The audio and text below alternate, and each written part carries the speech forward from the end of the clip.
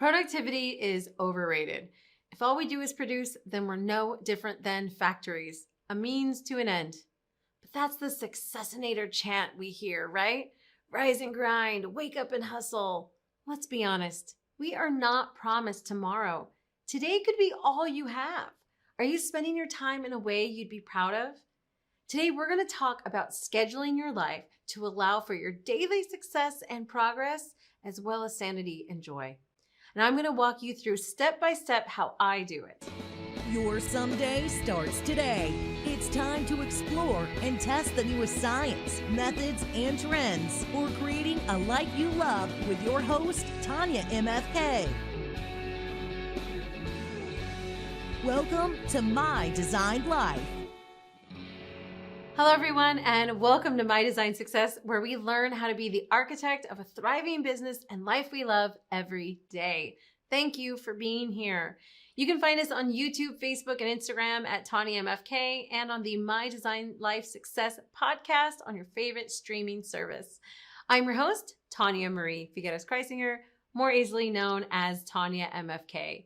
And you are here to become a successful business owner and a joyful life liver. And I, again, am so thankful for you joining me today. Now, I want to show you a way to get things done while also making each day the best day of your life. To live in a way that is meaningful, not just productive. If you want to be a machine, then this isn't for you. But if you're ready to live fully, progressing forward in your business while enjoying the precious moments of each day that you get, being the best friend or partner, spouse, parent, and human you can be, then today's episode is for you. Now, as many as you know, I lived the hustle.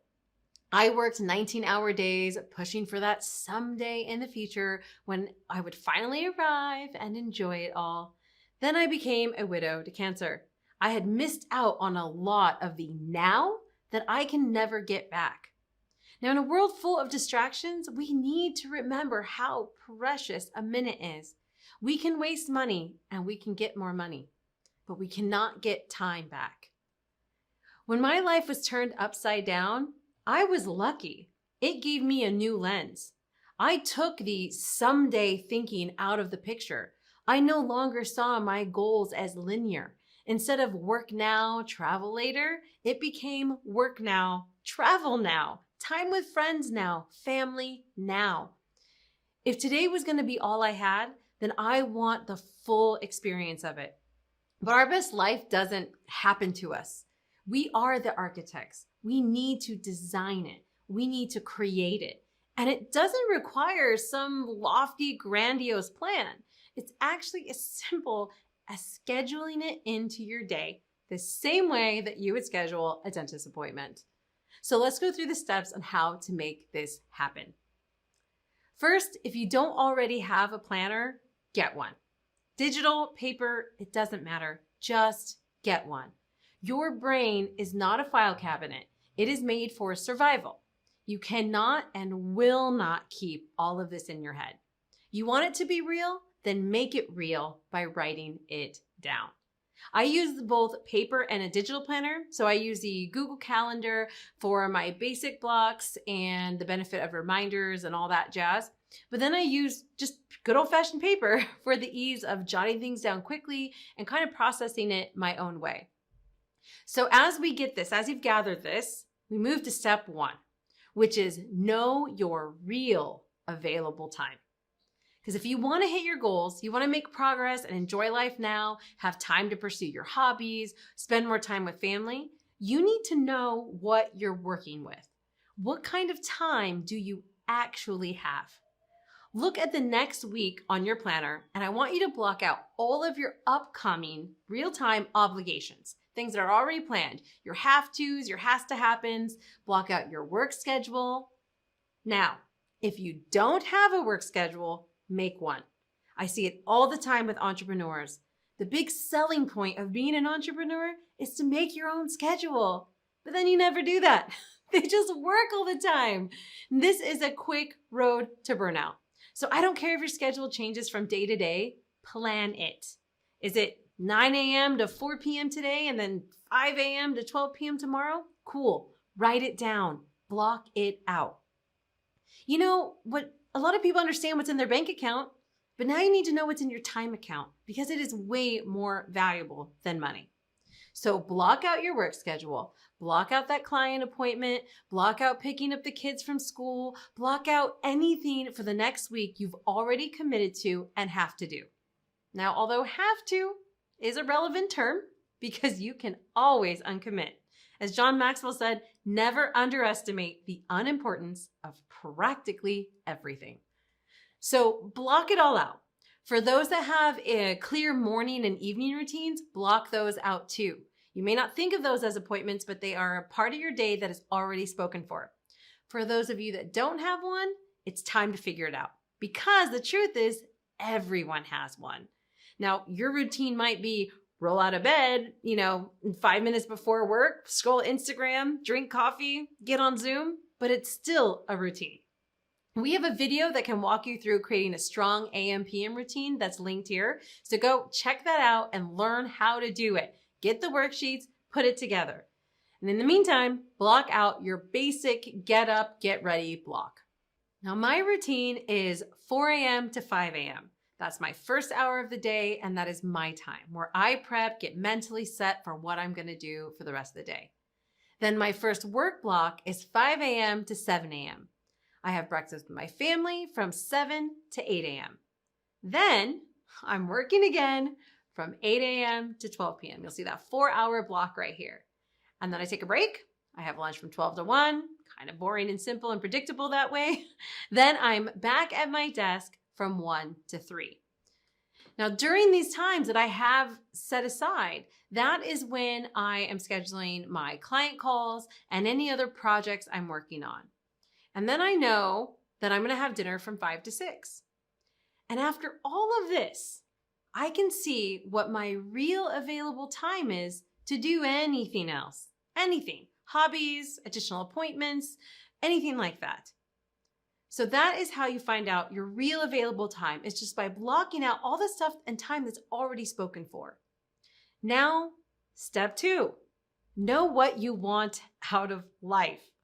Now, I know that's a huge question. It's a huge thought. And it's best to really spend some good time here to understand why you're really doing all of this anyway. You can check out our last video, how to create a life success plan, to dig into this and really plan out your goals for existing. Figure out what you want in life, what you want it to look like, and what it really entails to get there. Once you do something like this, you might realize that your ideal life includes learning to dance or play guitar or spend time meditating, getting in shape, reading 100 books. Maybe it's running that marathon or talking to your mom more. For some, it's spending more time with their kids or finishing that website or landing 10 clients a month. Whatever it is, you identify them and then we break them down into specifics. Then, step 3, we give these things that we want a slot on our planner, just like an appointment. Now, all of your business goals need to fit into that business working time. So you block that out. You said, this is when I work. That's when you do work stuff. If you need to finish your website and your work blocks need to be dedicated to that project, that's how you put it together. That's where it goes. And if you want those 10 clients a month, then your work blocks need to be dedicated to doing all the things that get you those clients. That's what working on your goals means. It's not doing all the stuff you did before plus squeezing in this new goal.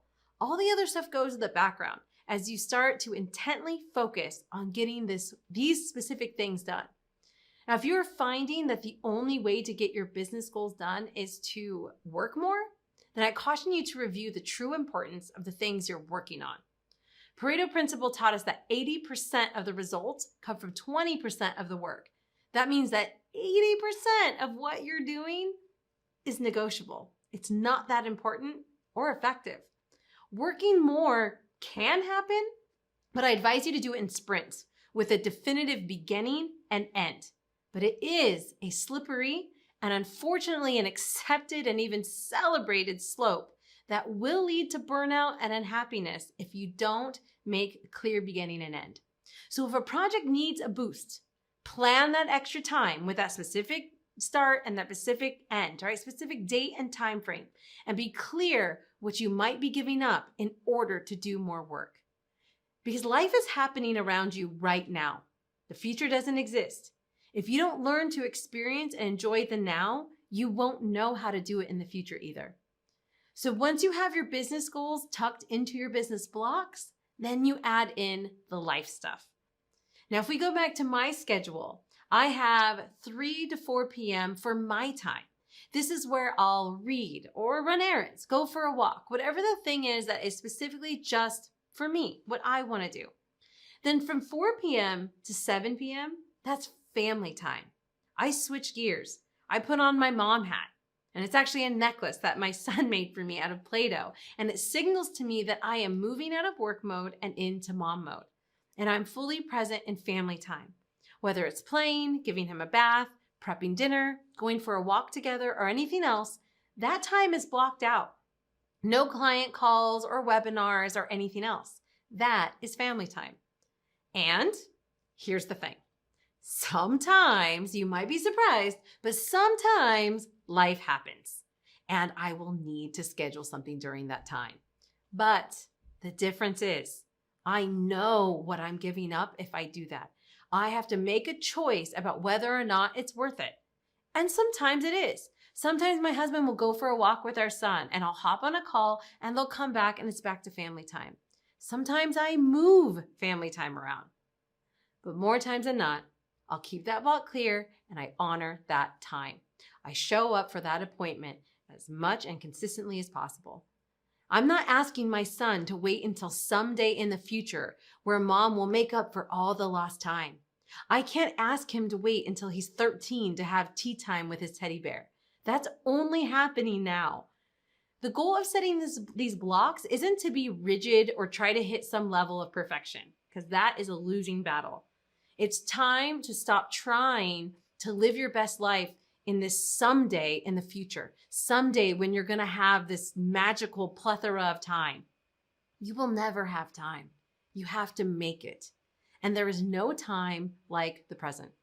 So you set the blocks, not for rigidity, but for flexibility. So you see where you can bend and twist. You see what blocks can be moved or switched. You see what you might be giving up. Now, if you're working on a big project and a client wants a schedule right in the middle of it, you can choose not to offer that time. Or you can look at your day and say, I could move the project to this day and the slot might work over here. You are now starting to make your choices based on data, based on your real goals, and seeing how your choices are affecting what you want to achieve and who you want to become. Scheduling like this really becomes clarifying.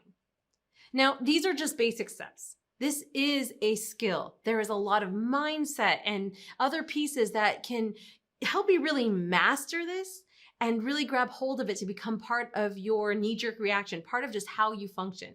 You can learn all of that in our Schedule for Success and Sanity course. You can just go to learn.TanyaMFK.com and you'll figure out step-by-step how to manage your business and life through this type of planning.